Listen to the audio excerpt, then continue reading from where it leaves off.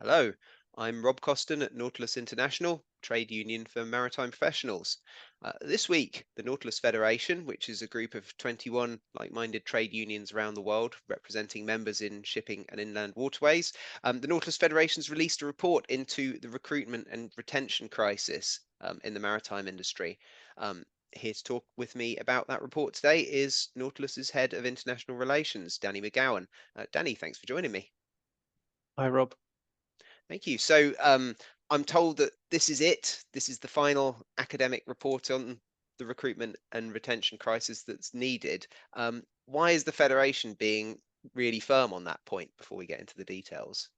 Yeah, we certainly hope it will be the last report of its kind, Rob, as we've had many years of discussing this recruitment and retention crisis. We've had many years of talking about what seafarers need to be attracted to the industry, to keep our industry attractive to them, but also what seafarers need to be able to stay in the industry and enjoy long working careers. Uh, the time now is for action in what we're doing. We want the industry to benefit from increased seafarer recruitment and retention, and so hopefully using this report we can now finally take steps collaboratively across the industry, and doing that in my role both as the head of international relations at Nautilus International. I'm also the coordinator of the Nautilus Federation, and hopefully with those 21 unions and with other international partners such as the International Transport Workers Federation, we'll be able to make some serious progress on this matter. Yeah, you mentioned there it's a long-standing problem. How long are we talking? Like, how long has this been a talking point for the industry? I mean, for me, it's been a talking point for as long as I've been in the industry, and that's 10 years now. But I know colleagues who have been in the industry for longer have been talking about it for longer. What it's become really stark now is in the context of the just transition and the move to alternative fuels and new energy sources. And this is where we see that hundreds of thousands of seafarers will need increased or training, retraining, upskilling, and reskilling. And this is where it's going to become even more stark. And now we need to make sure that we can solve this recruitment and retention crisis to help us in that just transition, the fair move to green energy. So, with the report itself, looking at that a little bit, before we get into the details, I'm just wondering, what is it that makes it credible? Sort of who's performed this research and what is the form of this particular report? The Nautilus Federation commissioned this research from one of our partners that we've worked with in other areas, who is an academic. We wanted to do this as an academic study to show that there is some science behind what we're talking about as well. We've had a lot of webinars, discussions, meetings, whether they're formal or informal, whether they are witnessed by external parties or just as between social partners, between employers and unions, for example.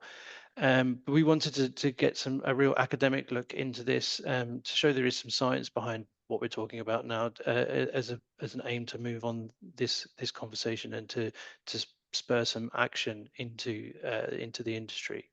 Um, as I said, there's so much research has gone into it. Looking into the report, you'll see the references that are in the report of the other areas that we've looked at. Um, and so anybody reading it should not be able to argue that we don't need to start work on this and to really get some action going to make progress in this area. Yeah, so I suppose what are the problems that have been identified? Again, I think we knew about a lot of these already, and this report sort of really nails it down and says, right, these are the problems. Yeah, what is the nature of this crisis? Why is it that seafarers are being recruited at rates that are too low? Why are people leaving the industry as well? Absolutely. So anybody reading this report, if they are surprised by its findings, then they've not been listening for the last 10 years at least, if not beyond.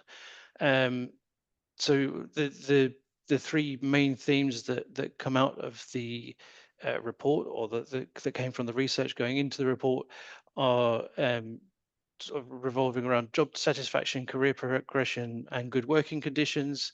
There's respect, involvement, and commitment shown by employers.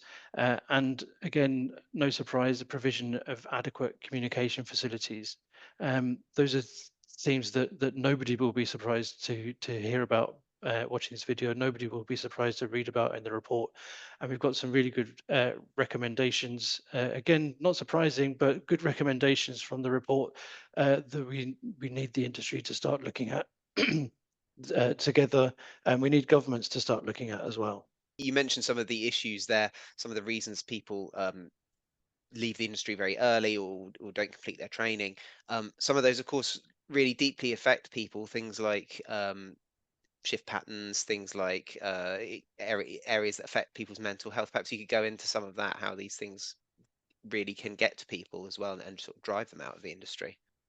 So, looking at the background to the report, the findings are again not surprising. That's a theme from this conversation clearly, but the findings show that what really influences a seafarer's desire to leave the industry are things surrounding mental health and stress, and those stresses and impacts on mental health can come from issues such as workload, working hours, hours of work and rest. And we've seen obviously the World Maritime University's reports on those stresses and how that impacts seafarers.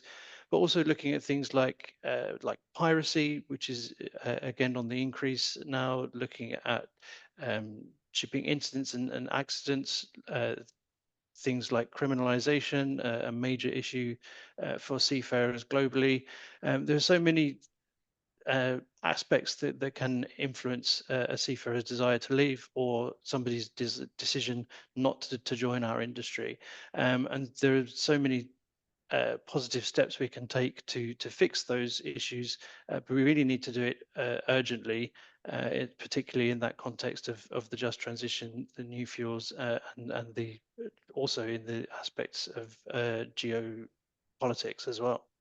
Yeah, what really strikes me is that this isn't one or two little issues. What we're talking about here is root and branch change to the industry and in many ways to life at sea. That's really what we're asking for. Um, can you just go into a bit some of the changes, some of the recommendations that are made in the report and the things that we're going to be campaigning for? Yeah, I mean, I wouldn't necessarily describe it as root and branch or wholesale change to the industry. There are tweaks we can make, and there are the forums we could that we have already in existence where we can make these changes. We just need the commitment from employers, ship owners, and others, including governments, to actually take these steps forward. And so we've found four main areas around which that we can improve recruitment and retention. Uh, One of those areas is enhancing the working conditions and the quality of life for all seafarers. Including that is improving pay and conditions, improving accommodation, and addressing workload and stress. Three sort of headlines from that main theme, that main area of enhancing working conditions. Um, Again, no surprise. Again, people will be used to hearing us talking about this, but now with this report is where we need the action to come and the time for us to actually make progress in the interests of the seafarers and the maritime professionals working in our industry, but also in the industry's interests as well in having the workforce available. That's a relief to hear that it's not necessarily going to be huge systemic changes, but that a big impact can be made if the will is there. Um, Looking at it then, is there an appetite in the industry to start making these changes? I note, for example, there has been a lot of talk by the industry, not just by trade unions and campaigners, about the just transition. Are ship owners waking up to this? Are they willing to work with us? I think the evidence is there that we have an opportunity to build on good relations between ship owners and trade unions and trade union organizations such as the ITF.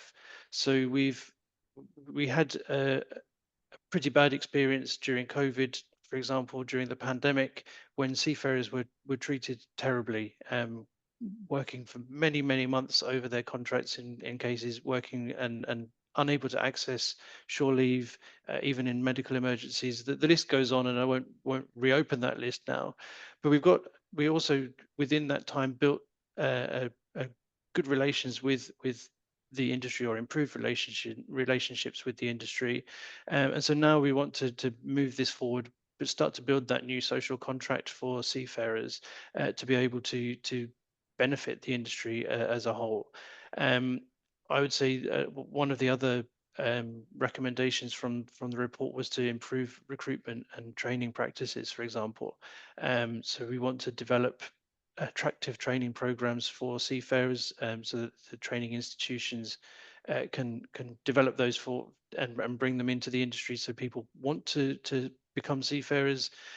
There are things like streamlining the recruitment process, and helping seafarers along that process. Is not always easy to even apply for a role, but also it's really important that seafarers and maritime professionals have clear career pathways, and opportunities for lifelong learning in this area as well.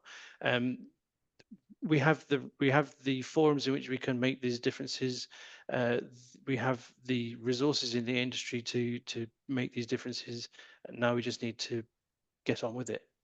Yeah, thank you. And I noticed there are a couple of other recommendations in the report there, around diversity and around international cooperation. Perhaps you could just explain those a little bit and go into what that means. Of course, so we want to promote diversity, equity, and inclusion in the industry. So that's encouraging women and people from all walks of life to pursue maritime careers, or create and foster a welcoming culture, and one that's inclusive to everybody, but also address the barriers to entry for women and underrepresented groups.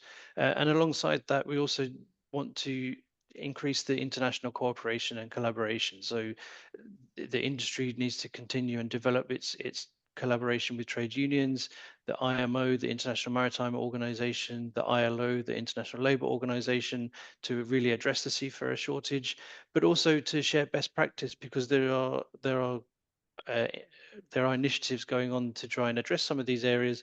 But we need it to be industry wide. So we want the industry to share that best practice. But there'll also be areas where we want to address regulatory barriers, things like barriers to seafarer mobility. So we want to harmonize standards to facilitate that seafarer mobility. And so by looking at all of these areas, the industry will be able to step forward and address the seafarer shortage, and ensure that we've got a sustainable sector for the future. The Nautilus Federation affiliates, we're all ready to work with our social partners in our own jurisdictions, as we do regularly. But we're also ready as Nautilus Federation affiliates to work with our sister unions and with the International Transport Workers Federation on this area as well, because it is a global issue. It's something that we need to address globally, but importantly, we need to address now. If we've got the information, we know what the issues are, we know the issues that they'll be facing and that they need to deal with in advance. So I would really recommend anybody who's interested to read the report, which will be in the notes on this video. And if you are in a position to get involved in this and to make a difference, then um, please do so. Um, Danny, thank you very much for joining me today. Thanks.